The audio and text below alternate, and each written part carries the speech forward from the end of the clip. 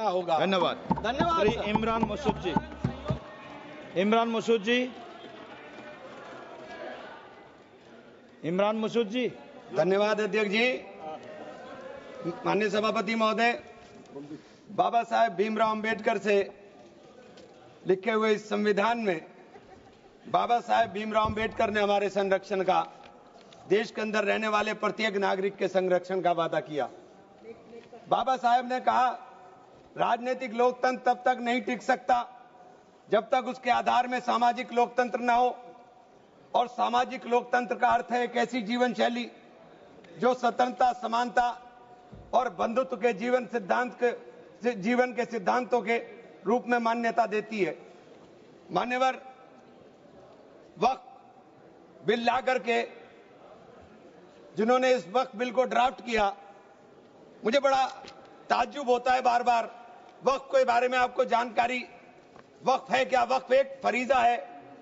हर मुसलमान के लिए जिसकी जो हैसियत है, वो अपनी हैसियत के हिसाब से अपनी प्रॉपर्टी को या किसी भी चीज को अल्लाह की राह में वक्फ करता है। और इस वक्फ के जो ड्राफ्ट करने वाले लोग थे, जो उन्होंने बिल ड्राफ्ट किया था, उनमें मैक्सिमम लोग वो थे जिनको वक्फ के बारे में जानकारी नहीं थी। और मैं एक बात बहुत दावे के साथ कहता हूं कि 90% लोग ये नहीं बता पाएंगे, मुसलमान के अलावा, कि पाकी और नापाकी क्या होती है।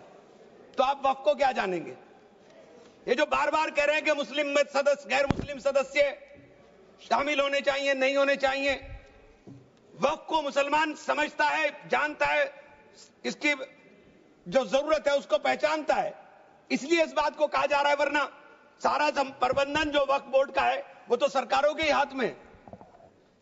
लेकिन इसमें जो सबसे बड़ी बात है कि बार बार ये शोर मच रहा है, जेडीयू भी कहती है, टीडीपी भी कहती है और सहयोगी दल भी कहते हैं कि हमने वक्फ बाय यूजर को खत्म कराने का काम कर दिया। माननीय अध्यक्ष जी, मैं इसकी धारा 3R1 को, जिसके अंदर वक्फ बाय यूजर था, उसको हटा दिया गया। और क्या शामिल किया गया, मैं ये पढ़ करके बता रहा हूं। ये बिल है, इसके अंदर लिखा है, परंतु वक्फ संशोधन अधिनियम 2025 के प्रारंभ पर या उसके पूर्व उपयोगकर्ता द्वारा वक्फ के रूप में रजिस्ट्रीकृत संपत्तियों को उपयोगकर्ता द्वारा विद्यमान वक्फ इसके वक्फ संपत्ति के रूप में बना रहेगा, सिवाय, बस आगे आ गया काम, सिवाय संपत्ति पूर्णतः या भागतः विवादाग्रस्त है या कोई सरकारी संपत्ति है। माननीय सभापति महोदय, 2005-6 में विभिन्न राज्य के बोर्डों द्वारा सच्चर कमेटी के समक्ष ये कहा गया, दिल्ली में 316, राजस्थान में 60, कर्नाटक में 42, मध्य प्रदेश में 53, उत्तर प्रदेश में 60, उड़ीसा में 53 ऐसी प्रॉपर्टी हैं जिनके ऊपर सरकार के कब्जा किया हुआ है। इसके बाद जब ये लागू हो जाएगा तो इसके ऊपर से वक्फ का अधिकार खत्म हो जाएगा। दूसरी चीज मैं कहना चाह रहा था, जब आपने सिवाय संपूर्ण और पूर्णतः लिखा और या भागतः लिखा, तो आपने पूरी तैयारी कर करके लिखा। उत्तर प्रदेश इसका सबसे बड़ा उदाहरण है। उत्तर प्रदेश में 11,400 हेक्टेयर लैंड वक्फ की, 14,000 हेक्टेयर में से 14,500 में से 11,500 हेक्टेयर लैंड को सरकारी घोषित कर दिया गया है। 78% लैंड को सरकारी बता दिया गया है। और सरकारी लैंड कौन सी है?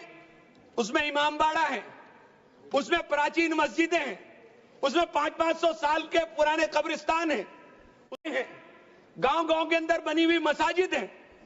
और आप कह रहे हैं कि आपने वक्फ बाय यूजर खत्म करा दिया। ये इतना बड़ा हथियार दे दिया कि आप जाइए, लड़ते रहिए। इसके साथ ही इन्होंने कहा कि साहब, अब जब कोई विवाद पैदा होगा तो उस विवाद की स्थिति में डेजिग्नेटेड ऑफिसर उसको सुनने का काम करेगा और वो तय करने का काम करेगा कि ये प्रॉपर्टी किसकी है। लेकिन वो तय कब करेगा, इसकी कोई समय सीमा नहीं। और जब तक वो तय नहीं करेगा, वो प्रॉपर्टी का मालिक सरकार रहने का काम करेगी।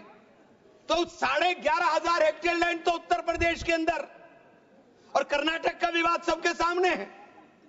बड़ा शोर मचा था कर्नाटक में, मैं गया कर्नाटक के अंदर क्या मान्यवर 1,12,000 एकड़ लैंड वक्फ बोर्ड की थी, जिसके अंदर से 71,000 एकड़ लैंड का अलॉटमेंट सरकार ने कर दिया, और 19,000 और 20,000 के बीच में वहां के जो दरगाहों के या मुतवल्ली थे, उन्होंने अपने परिवारों में बांट लिया। तो ये जो हंगामा बचा, 1999 में एक आदेश आ गया, वक्फ ऑलवेज वक्फ, तो ये पुराना आदेश नल एंड वाइड हो गया। सरकारें भाजपा की भी रही, कांग्रेस की भी रही, दोनों सरकारों ने नोटिस इश्यू किए। मैं उन नोटिस की कॉपी भी लेकर आया था। दोनों सरकारों ने नोटिस इश्यू किए, लेकिन जेपीसी ने हंगामा उतरा तो सब हमारे चेयरमैन साहब भी हवाई जहाज लेकर के गए, लेकिन खोदा पहाड़ निकली चुईया, वहां कुछ मिला ही नहीं, वहां कुछ नहीं मिला। इसी तरह से कहना चाहता हूं कि ये जो विवाद वाली स्थिति में आपने डेजिग्नेटेड ऑफिसर का प्रावधान किया, लेकिन उसके सामने ये नहीं लिखा कि ये कब तक तय करेगा।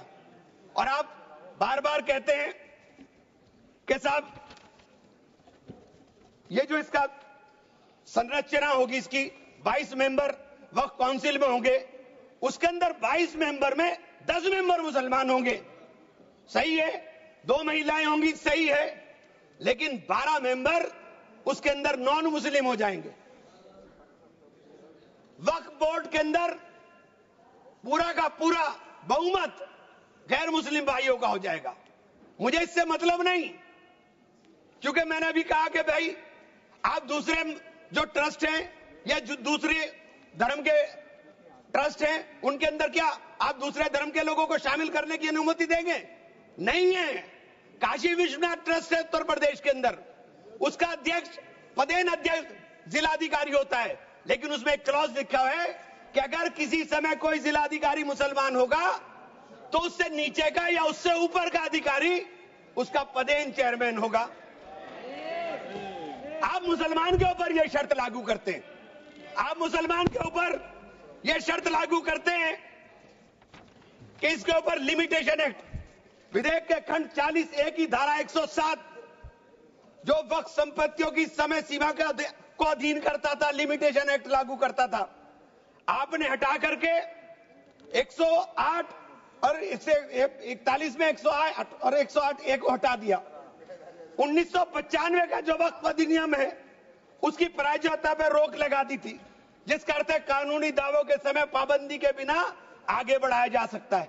अब आपने रास्ता खोल दिया वक्फ प्रॉपर्टीज के ऊपर मुकदमों के लिए।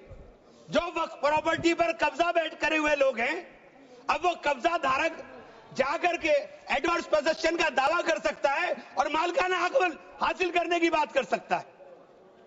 आपने जो अपराध करने वाले लोग हैं, जो कब्जा करने वाले लोग हैं, वो पहले गैर जमानती हुआ करता था, आपने उसे जमानती कर दिया, आपने उसे अधिकार दे दिया कि तुम कुछ भी करो, तुम्हें जमानत कराने की जरूरत नहीं है। तो आपने तो पूरा का पूरा खुला मैदान उसके सामने खड़ा कर दिया। आपने बार बार कहा कि हम लोग मुसलमानों के हक की बात कर रहे हैं। आप मुझे एक ट्रस्ट बता दीजिए, कोई दूसरा, कोई एक संस्था बता दीजिए जिसके अंदर जो धार्मिक के नाम पर हो और उसके अंदर लिमिटेशन एक्ट ना हो। हमारे ऊपर से हटा रहे हैं, हमारे ऊपर से हटा रहे हैं, बाकी सबको छूट मिलेगी।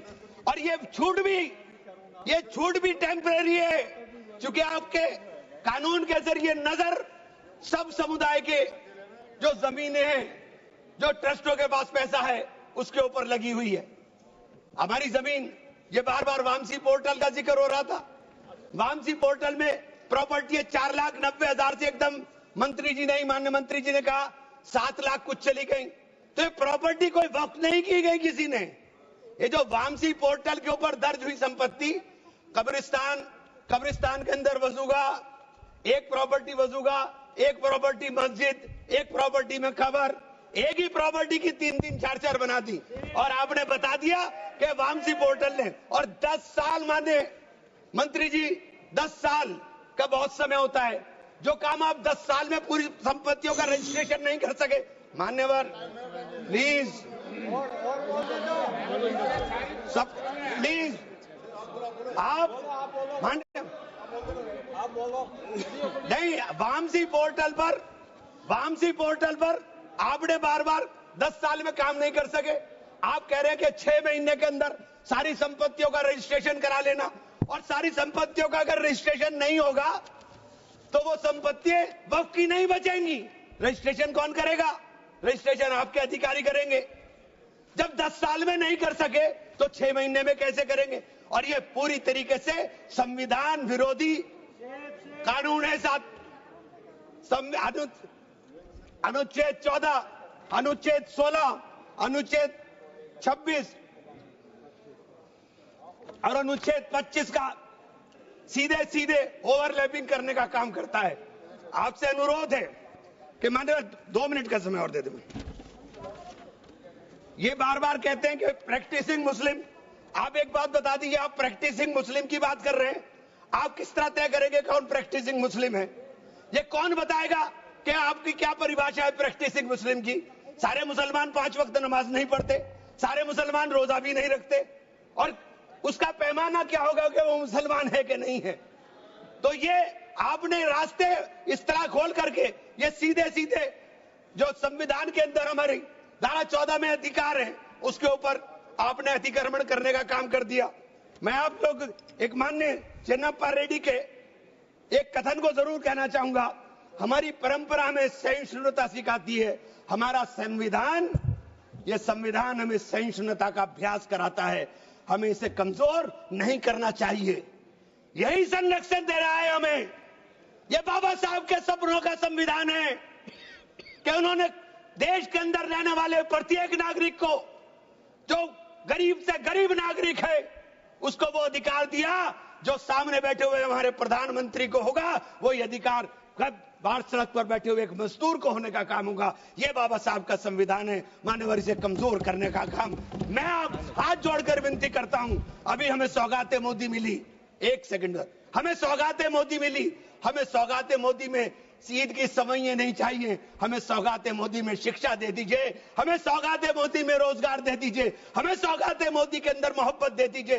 ये जो गोलियां छातियों पर लगती है ये मारना बंद करा दीजिए। हमें सौगाते मोदी में ये कानून देने का काम कर लीजिए। बहुत बहुत धन्यवाद। धन्यवाद माननीय सदस्य श्री अनुराग ठाकुर जी।